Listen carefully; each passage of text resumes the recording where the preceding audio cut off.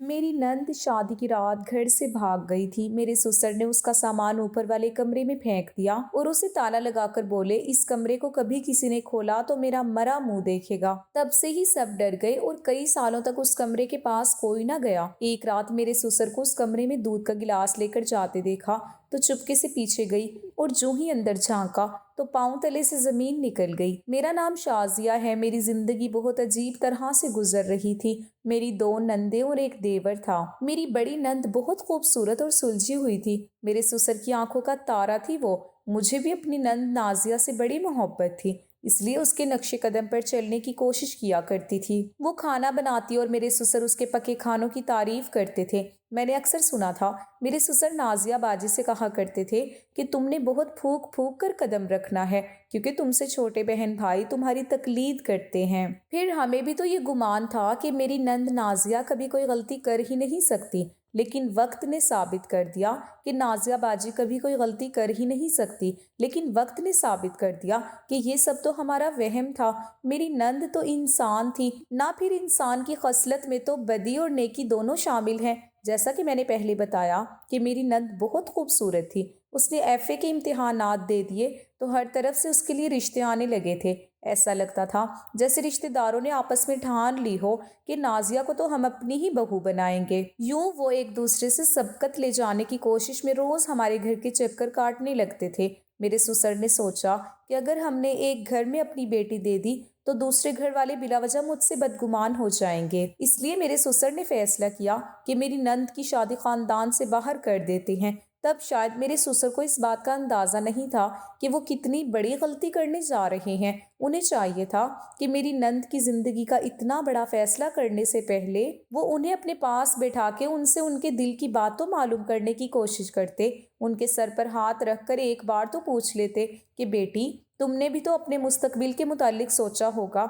मुझे बताओ, अगर दिल में कुछ है, मुझसे शर्म आती है तो अपनी माँ को राजदार बना लो। मगर मेरे ससुर ने इस मामले में घर के किसी फर्द की मर्जी जानने की रत्ती बराबर भी कोशिश नहीं की थी। उन्होंने बाहर से ही किसी से बातचीत करके मेरी नंद का रिश्ता तय कर लिया था। बात मर्दों ही मर्दों के दरमियान तय पा गई थी।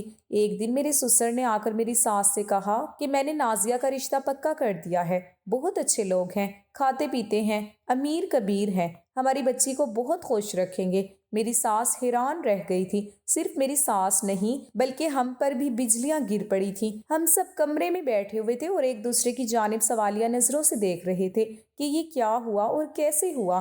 खैर, मेरी सास कहने लगी, शफीक, ये कैसे हो सकता है? बेटियों के रिश्ते ऐसे नहीं तय किए जाते। पहले लड़के वाले आकर लड़की को देखते हैं, उनकी बातचीत के अंदाज से लड़की वालों को भी अंदाजा हो जाता है कि आपकी बेटी का रिश्ता लेकर आने वाले लोग किस किस्म की खसलत के मालिक हैं। फिर हमने जाकर घर बार भी तो देखना था। मुझे तो हैरत हो रही है, आपने इतना बड़ा फैसला अकेले ही अकेले कर लिया और मुझसे मशवरा करना भी गवारा नहीं किया। मेरे ससुर कहने लगे, औरतें कम अकल होती हैं, जिस दौर अंदेशी से हम मर्द काम लेते हैं तुम लोग कभी भी नहीं ले सकती। अच्छा चलो, तुम्हारी तसल्ली के लिए मैं लड़के वालों को घर पर मदऊ कर लूंगा, फिर तुम उससे मिल लेना। मेरी सास की फिर आवाज नहीं आई थी। शायद वो परेशान हो चुकी थी। यही हालत मेरी नंद की भी थी।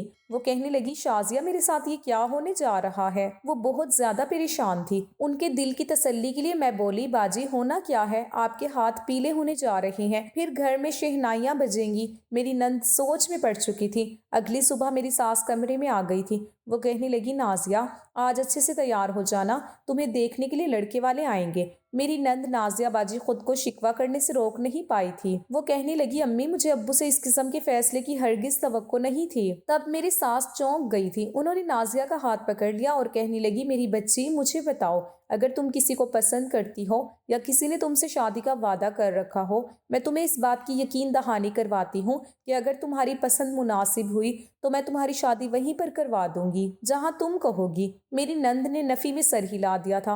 वो कहने लगी, अम्मी, ऐसी बात नहीं है, लेकिन फिर भी मेरे दिल को बहुत अजीब से वसवसों ने घेर लिया है। ऐसा लगता है जैसे ये शादी मेरे लिए खुशियां लेकर नहीं आएंगी बल्कि मेरे मुकद्दर के लिए बर्बादी बन जाएंगी। मेरी सास मेरी नंद की बात सुनकर तड़प गई थी। वो कहने लगी, कोई शर्म है तुम में? ऐसी बात करने से पहले ये भी ना सोचा कि माँ के दिल पर क्या गुजरेगी। मेरी सास ने जल्दी से मेरी नंद का सदका दिया था। फिर वो लोग मेरी नंद को देखने आ गए थे। एक बहुत बूढ़ी औरत आई थी और एक नौजवान सी लड़की। उन्होंने बताया कि लड़के की वालदा तो कोमे में है, اس لیے دادی اور بہن ہی آئی ہیں۔ میری ساس میری نند کو اپنے ساتھ لے گئی تھی تو لڑکے کی دادی نے خوب پیار کیا تھا، وہ لڑکی بھی اچھی لگتی تھی، اس نے تو ابھی سے میری نند کو بھابھی کہنا شروع کر دیا تھا۔ جاتے ہوئے لڑکے کی دادی میری نند کے ہاتھ پر لڑکے کی تصویر رکھ گئی تھی، اس لڑکے کا نام احسن تھا۔ مہمانوں کے جاتے ہی میری چھوٹی نند نے نازیہ کے ہاتھ سے لڑکے کی تصویر اچک لی تھی۔ ماشاءاللہ وہ تو بہت ہی خوبصورت نکلا تھا۔ میری نند بھی اس کی تصویر دیکھ کر شرما گئی تھی، جبکہ میری ساس نے بھی تسلی کا اظہار کیا تھا۔ وہ کہنے لگی لڑکے کی دادی اور بہن دونوں ہی بہت سیدھی سادی سی تھی۔ احسن سے تو تم لوگوں کے ابو مل چکے ہیں، وہ بتا رہے تھے کہ لڑکا بھی بہت نیک اور سیدھا سادہ سا ہے۔ سچ کہوں نازیہ تو میرے دل کو بڑی ڈھارس مل گئی ہے۔ تم بتاؤ نازیہ، تمہاری کیا رائے ہے؟ میری نند نازیہ باجی بھی شرمائی شرمائی سی تھی، وہ بولی امی مجھے اس رشتے پر کوئی اعتراض نہیں ہے۔ پھر تو ہمارے گھر میں جیسے خوشیوں کا دورہ دورہ ہو گیا تھا، کوئی یہ نہیں جانتا تھا کہ یہ خوشیاں بہت عارضی ثابت ہوں گی، بلکہ یہ خوشیاں تو نہ ختم ہونے والی غموں اور پچھتاؤں کا دروازہ کھول جائیں گی۔ سب کچھ بہت اچھے سے انجام پا رہا تھا، کچھ بھی تو گڑبڑ نہیں تھی۔ میری نند بھی خوشی خوشی ہر چیز میں حصہ لے رہی تھی، وہ اپنے جہیز کے جوڑے خود شاپروں میں ڈال کے ٹانگتی رہتی تھی، اپنے جوتے بھی تو خود انہوں نے ہی پسند کیے تھے۔ اتنا ہی نہیں بلکہ انہوں نے بارات کے لیے پارلر بھی اپنی مرضی کا منتخب کیا تھا۔ سب کچھ اچھا بھلا تھا، کسی کے ذہن و گمان میں بھی نہیں تھا کہ میری نند دل ہی دل میں کیا ٹھان کر بیٹھی ہے۔ ہم سب بہت خوش تھے، میں نے تو ہفتہ بھر پہلے ہی ڈھولکی کا انتظام کر لیا تھا۔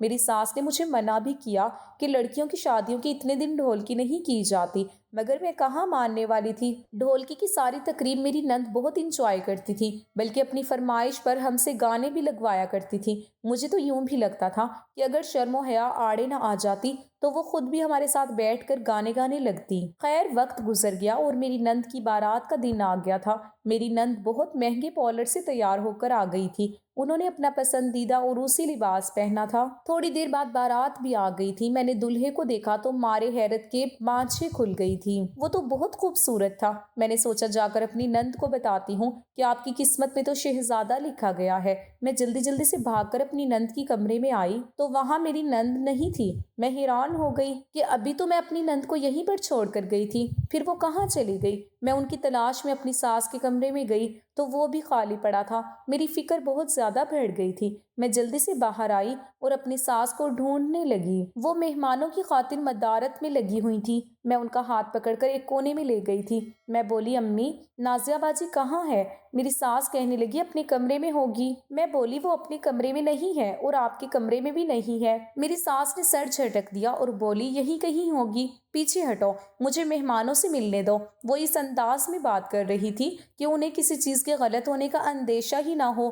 تب میں نے اپنی ساس کا ہاتھ پکڑ کر جھنجھوڑ دیا تھا۔ میں بولی امی مجھے بہت گھبراہٹ ہو رہی ہے۔ تب میری ساس چونک گئی تھی، وہ بولی آؤ تمہاری گھبراہٹ میں دور کرتی ہوں۔ میری ساس میرے ساتھ آ گئی، ہم باجی کو ایک کمرے سے دوسرے کمرے میں اور دوسرے کمرے سے تیسرے کمرے میں ڈھونڈ رہے تھے، مگر وہ نہ ملی۔ اب تو میری ساس کے چہرے کی رنگت بھی اڑ گئی تھی۔ تب نکاح کا شور اٹھا تھا، میرے سسر کمرے میں آئے، ان کی آنکھیں بھی سرخ ہو رہی تھی، شاید ان کے دل پر بھی الہام اتر آیا تھا کہ ان کی چہیتی بیٹی ان کی عزت کو تار تار کر گئی ہے۔ میرے سسر کہنے لگے نازیہ سے کہو مولوی صاحب آ گئے ہیں۔ میری ساس روتے ہوئے بولی شفیق نازیہ نہیں مل رہی۔ میرے سسر نے میری ساس کی جانب بڑی حیرت سے دیکھا تھا، پھر کہنے لگے کیا مطلب وہ نہیں مل رہی؟ یہیں کہیں ہوگی۔ میری ساس روتے ہوئے بولی میں نے گھر کا کونا کونا چھان مارا ہے۔ میرے سسر تو دل پر ہاتھ رکھ کر دھاڑے مار مار کر رونے لگے تھے۔ وہ بولے خدیجہ اب میری عزت خاک میں مل جائے گی، کوئی مجھے اس رسوائی سے بچا نہیں سکتا، تم ہی کہو اب میں کیا کروں، لوگوں کا سامنا کیسے کروں، کیسے جا کر باراتیوں سے کہوں کہ تم لوگ خالی ہاتھ لوٹ چلو، کیونکہ میری بیٹی نے تو میری عزت نیلام کر دی ہے۔ میری ساس بھی روتی چلی جا رہی تھی، پھر وہ بولی شفیق آپ بستر پر لیٹ جائیں، میں جا کر بہانہ بنا دیتی ہوں کہ میرے شوہر کی طبیعت بہت خراب ہو گئی ہے، ایسے میں ہم اپنی بیٹی کو رخصت نہیں کر سکتے۔ میرے سسر بولے خدیجہ تم میں اتنا حوصلہ ہے؟ میری ساس نے اپنے آنسو پہنچے اور کہنے لگی آپ کی عزت بچانے کے لیے میں کچھ بھی کر سکتی ہوں۔ تب میرے سسر فنکار کر بولے کاش تم نے بچیوں کی اچھی تربیت کر لی ہوتی۔ میری ساس نے سب کے سامنے جا کر کہہ دیا تھا کہ میرے شوہر کو دل کا دورہ پڑا ہے، ایسے میں ہم اپنی بیٹی کو رخصت نہیں کر سکتے، برائے مہربانی آج آپ بارات واپس لے جائیں۔ پھر کسی دن اپنی امانت کو سادگی سے نکاح کر کے لے جائیے گا۔ ہر طرف چم گوئیاں ہونے لگی تھی۔ میری ساس نے تو خود کو آ کر کمرے میں بند کر لیا تھا۔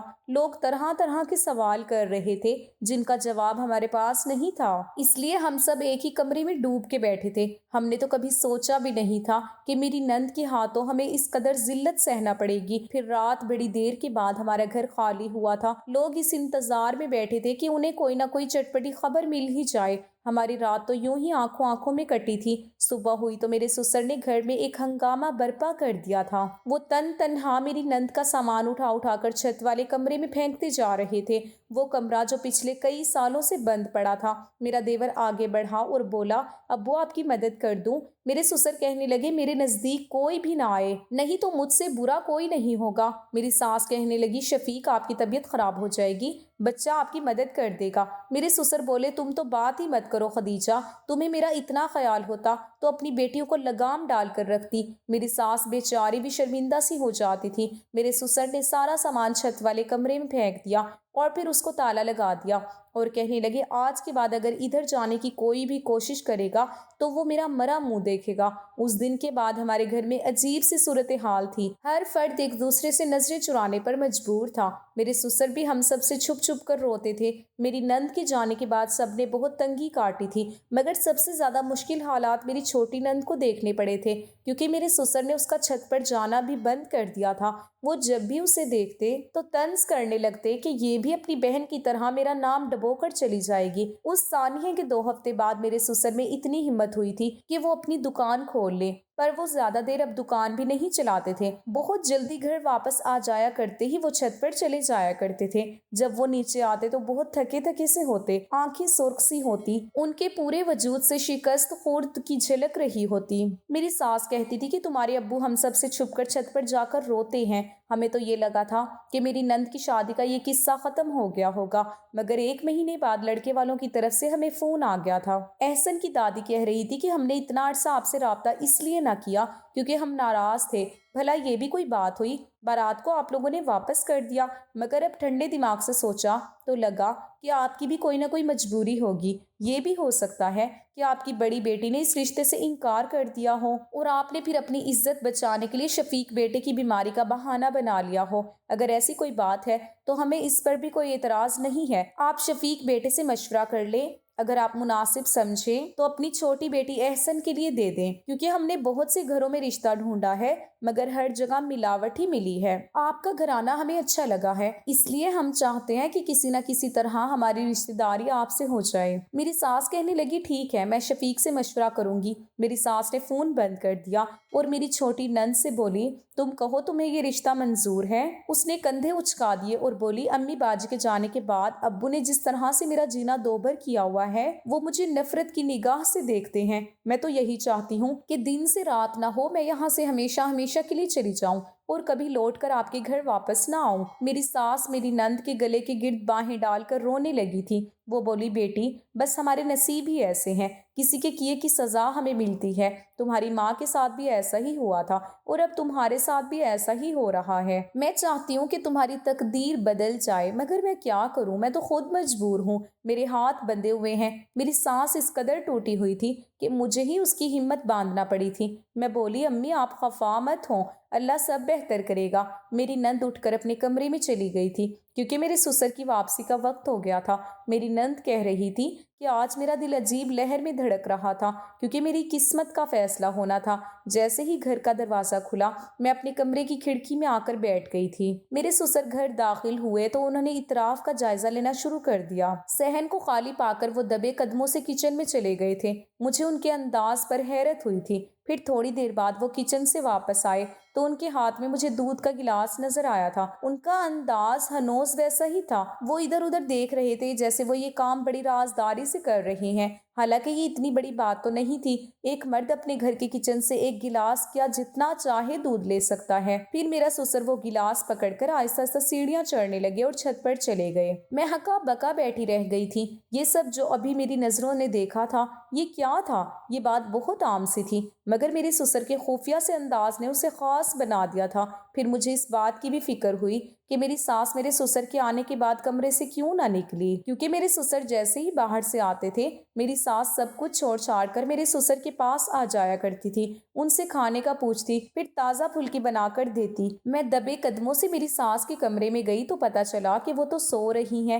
خیر میری سسر آدھے گھنٹے کے بعد چھت سے اتر آئے تھے، ان کی حالت عجیب سی ہو رہی تھی۔ آج زندگی میں پہلی بار مجھے اپنا سسر کچھ مشکوک سا لگا تھا۔ کیوں کا جواب فی الحال میرے پاس نہیں تھا۔ پھر میری ساس بھی نیند سے بیدار ہو گئی تو میرے سسر کے لیے کھانا بنانے لگی۔ میری ساس نے کھانا بنا کر میرے سسر کے سامنے رکھ دیا اور ان کے پاس ہی چارپائی پر جا کر بیٹھ گئی تھی۔ وہ کہنے لگی، شفیق، آج احسن کی دادی کا فون آیا تھا۔ میرے سسر لقمہ منہ میں ڈالنے ہی لگے تھے مگر ان کا ہاتھ وہیں پر رک گیا تھا۔ وہ بولے، کیا کہہ رہی تھی وہ؟ میرے سسر کے چہرے پر اس وقت بہت زیادہ اضطراب تھا۔ میں یہ سب اپنے کمرے کی کھڑکی سے دیکھ رہی تھی۔ میری ساس بولی، وہ کہنے لگی، اگر آپ اپنی بڑی بیٹی کا رشتہ ہمیں نہیں دے سکتے تو چھوٹی کا دے دیں۔ میرے سسر نے اسی وقت کھانا اٹھا کر پھینک دیا تھا۔ وہ غصے سے دھاڑ کر بولے، ان سے کہنا تھا کہ میری بیٹی کے نصیب بھی اتنے خراب نہیں ہوئے کہ تم جیسے بغیرت لوگوں کو رشتہ دے دیں۔ جہاں میں چوکی تھی وہی میری ساس بھی دنگ رہ گئی تھی۔ وہ کہنے لگی، شفیق، آپ کی اس بات کا کیا مطلب ہے؟ کیا وہ لوگ اچھے نہیں ہیں؟ میرے سسر نے نفی میں سر ہلا دیا اور کہنے لگی، آج کے بعد ان کا فون آئے تو بھی مت اٹھانا۔ تب میری ساس بھی غصے سے بولی، آپ کو تو اپنی عقل پر بہت یقین تھا، آپ کے خیال میں تو عورتیں کم عقل ہوتی ہیں، پھر آپ سے اتنی بڑی چونک کیسے ہو گئی؟ آپ کیسے نازیہ کا رشتہ ایسے لوگوں میں دے دیتے جو برے تھے؟ میرے سسر ادھر ادھر دروازوں کو ٹھڈے مارتے ہوئے گھر سے باہر نکل گئے تھے۔ میری ساس پھوٹ پھوٹ کر رونے لگی تھی۔ وہ بولی، نازیہ، تم نے میری زندگی خراب کر دی، میں تمہیں کیا کہوں اب؟ میں بھی عجیب سی ذہنی تناؤ سے گزر رہی تھی۔ اب میں لاشعوری طور پر میرے سسر کی نقل و حرکت پر نظر رکھنے لگی تھی۔ بہت عجیب سے ہو گئے تھے، ایسا لگتا ہی نہیں تھا کہ وہ میرے سسر ہوں۔ وہ تو کوئی بہت ہی اتفاق سے انسان لگتے تھے۔ کبھی کبھار ایسا بھی ہوتا ہے نا کہ انسان کے اعمال ان کے چہروں سے جھلکنے لگتے ہیں۔ میرے سسر کے اعمال بھی ان کے چہرے سے جھلکنے لگے تھے۔ ان کا چہرہ ایسا ہو گیا تھا کہ دیکھ کر ہی ڈر لگنے لگا تھا۔ اس لیے میری چھوٹی نند تو ان سے چھپ چھپ کر ہی رہتی تھی۔ وہ جتنی دیر گھر میں ہوتے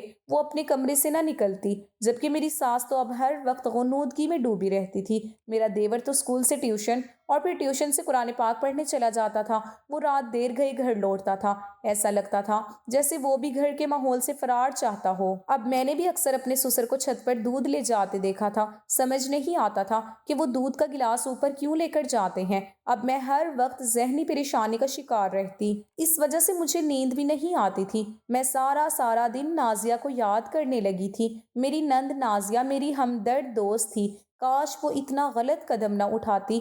رات بہت گہری ہو چکی تھی۔ آس پاس سے کتوں کے بھونکنے کی آواز آ رہی تھی۔